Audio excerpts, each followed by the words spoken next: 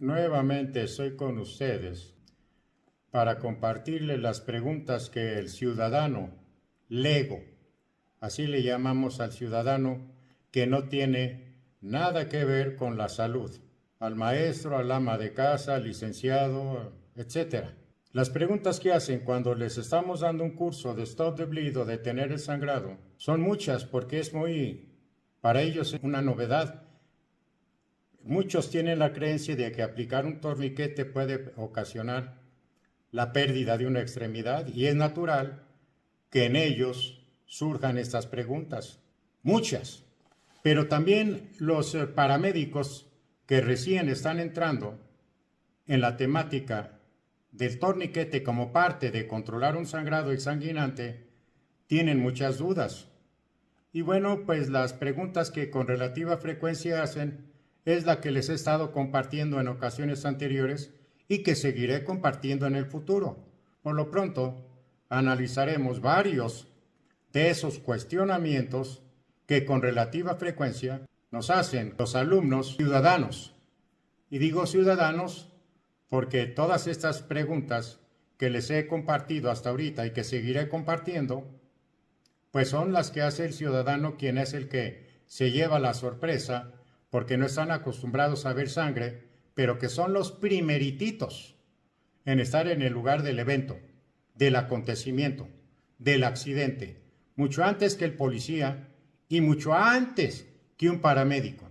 Es por ello que tienen inquietudes, pero hay que animarlos a que cuando sea necesario aplicar un torniquete, porque una víctima tiene una hemorragia que puede acabar con su vida en unos cuantos minutos, no lo piense dos veces, que lo aplique si tiene un torniquete táctico como en Europa, y si no, ya les he recomendado que siempre porten en su vehículo, de preferencia 2, torniquetes improvisados, de los cuales he demostrado que son 100% eficaces. Pasemos entonces a una parte de las preguntas que con relativa frecuencia hacen los alumnos. Trátese de ciudadanos legos o trátese de profesionales de la salud recién entrando en la temática del control de hemorragias y fundamentalmente enfocándose en el empleo del torniquete.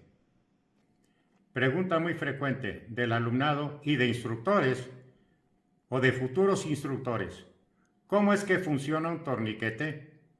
Bueno, los torniquetes actúan a través de la compresión circunferencial de una extremidad y de esta manera los músculos y otros tejidos blandos que rodean a las arterias de las extremidades, al comprimirse, comprimen también las paredes de las arterias que más abajo, río abajo, están sangrando. Al bloquear el flujo, cesa por completo la hemorragia. Y aquí estoy describiéndolo con esta imagen. Tenemos de este lado izquierdo un muslo y una arteria femoral, una arteria por detrás del hueso fémur que está sangrando.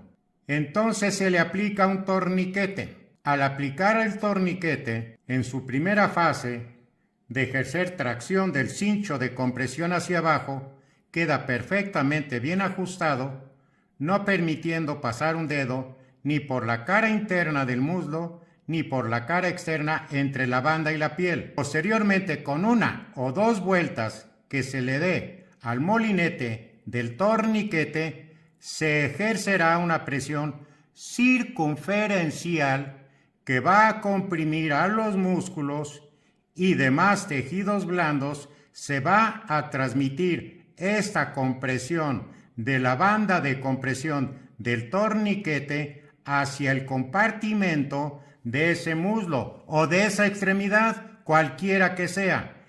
Esa presión dentro del compartimento facial intramuscular se va a transmitir a la arteria en su interior y la va a comprimir, y al comprimirla va a detener el flujo sanguíneo, y de esta forma ya no va a seguir habiendo sangrado río abajo, es decir, en un sitio posterior al trayecto de esa arteria en donde estamos nosotros comprimiendo con un torniquete la extremidad para bloquear por completo el flujo arterial. Torniquete, que puede ser táctico o comercial, que es lo ideal, o torniquete que puede ser improvisado, pero con la recomendación de que lo tengamos ya listo para emplear y no tratar de improvisar en el momento. Ambos son igual de efectivos para ocluir por completo la luz de una arteria femoral a nivel de la raíz del muslo en menos de 12 o 13 segundos. Y con esto doy respuesta a esta pregunta número 6 de cómo es que funciona un torniquete. Otra de las preguntas que hace un ciudadano lego que no es profesional de la salud cuando se les está impartiendo el curso de Stop the Bleed, y que también hacen algunos profesionales de la salud que están capacitándose en este tema, es la siguiente. Preguntan que cómo es que se puede saber un torniquete que se fijó mediante el sistema del velcro, es decir, un torniquete tipo CAT que se sostiene mediante un sistema de velcro. ¿Cómo saber que si se apretó lo suficientemente bien cuando se traccionó la banda de compresión después de haberla pasado por la hebilla? Esta pregunta es frecuente. Oiga, yo paso la banda sobre la hebilla y luego tracciono el cincho del torniquete hacia abajo en 0 grados en relación con la placa del molinete, como usted me está enseñando. Tiro hacia abajo. ¿Cómo saber en ese primer momento que ajusté perfectamente bien la banda? Bueno, la respuesta es muy simple. Si ajustó perfectamente bien la banda en ese primer momento en que pasó el cincho de compresión o la banda de compresión por la hebilla y traccionó hacia abajo en un ángulo de 0 grados, hacia abajo, insisto, cuando usted intente pasar un dedo por debajo del torniquete ya aplicado, tanto por la cara interna del muslo como por la cara externa del muslo, no va a poder introducir un dedo índice. Si no puede introducir el dedo, quiere decir que usted en esa primera fase de aplicar el torniquete y de dar con fuerza un tirón de la banda de compresión del torniquete en un sentido hacia abajo, en un ángulo de 0 grados hacia abajo, lo da fuerte y trata de introducir un dedo en cualquiera de los sitios donde se encuentra el torniquete rodeando circunferencialmente a la extremidad, trátese del muslo, del brazo, de la pierna, no va a poder usted introducir un dedo. Si logra introducir el dedo índice, quiere decir que usted en esa primera fase no apretó lo suficientemente bien la cinta o el cincho de compresión del torniquete. No hizo correctamente la técnica.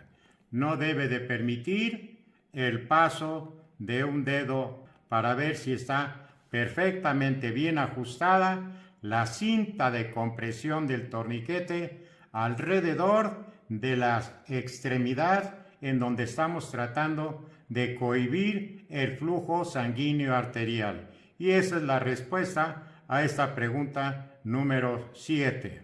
Otra de las preguntas que con relativa frecuencia hacen los alumnos, los ciudadanos legos. Insisto, estas preguntas son mucho más frecuentes en los ciudadanos que por primera vez están teniendo conocimientos de esta temática del torniquete para cohibir un sangrado, pero también la hacen algunos paramédicos que recién se están capacitando y algunos instructores que también se están capacitando para instructores. Pero todas estas preguntas que he estado compartiendo con ustedes son más frecuentes del resorte de índole lego, del ciudadano, digamos en buen sentido ordinario, que no tiene nada que ver con la salud.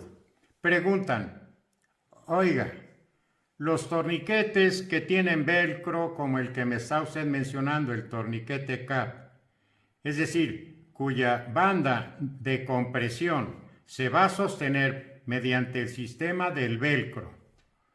Cuando yo lo paso por la hebilla, da igual el ángulo en el que yo ejerza tensión o tracción a la banda de compresión, es decir, es igual que yo traccione perpendicularmente en forma horizontal, formando un ángulo de 90 grados en relación con el plano de la cara del muslo donde está el torniquete puesto, o debo de hacer tracción hacia abajo en un ángulo de prácticamente 0 grados. En concreto, ¿hacia dónde tiro?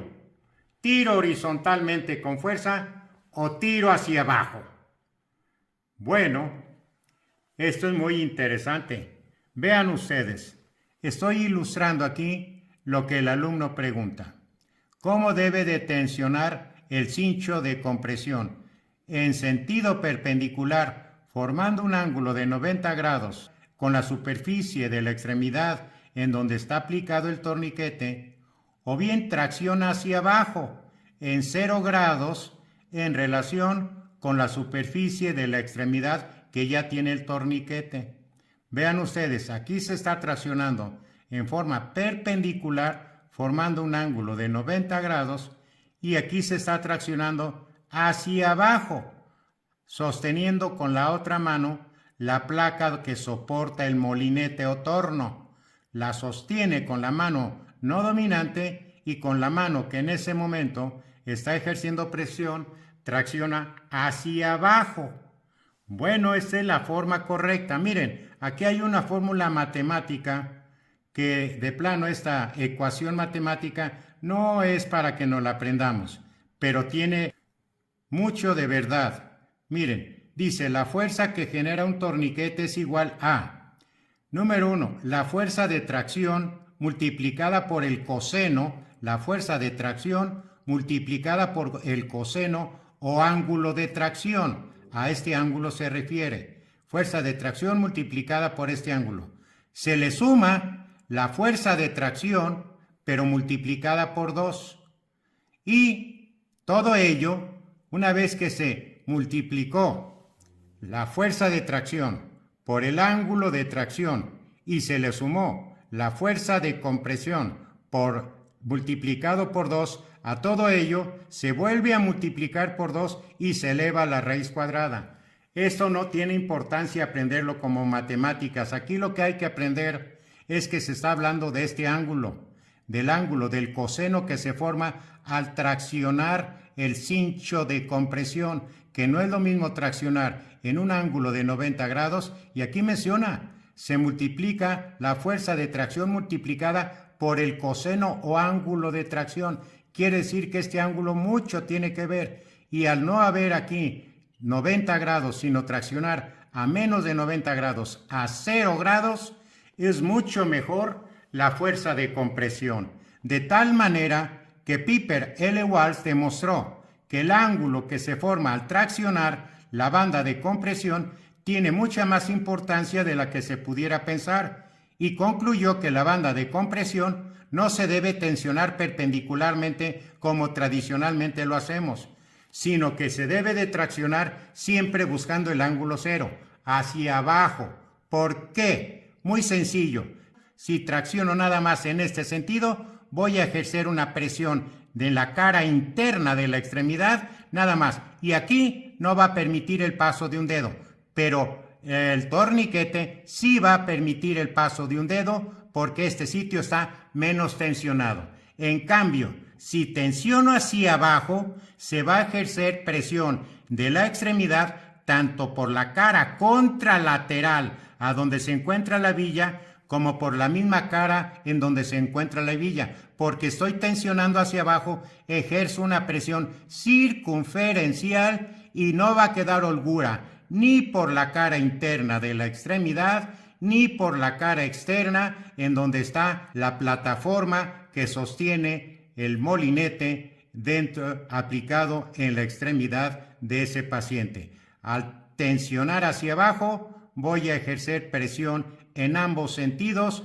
Al traccionar en un solo sentido, voy a ejercer tracción del lado contralateral, no habrá holgura acá, sí habrá holgura aquí, y al tensionar hacia abajo, la presión de compresión será simétrica en toda la circunferencia, no habrá holgura en la cara contralateral, ni holgura o espacio entre la banda de compresión y la superficie de la piel por la cara en donde se encuentra la plataforma de la placa del molinete. Aquí estamos viendo tracción perpendicular incorrecto, que es lo que siempre hacemos, tracción hacia abajo a 0 grados. Aquí se observa la mano del proveedor traccionando siempre hacia abajo. Esto es lo correcto.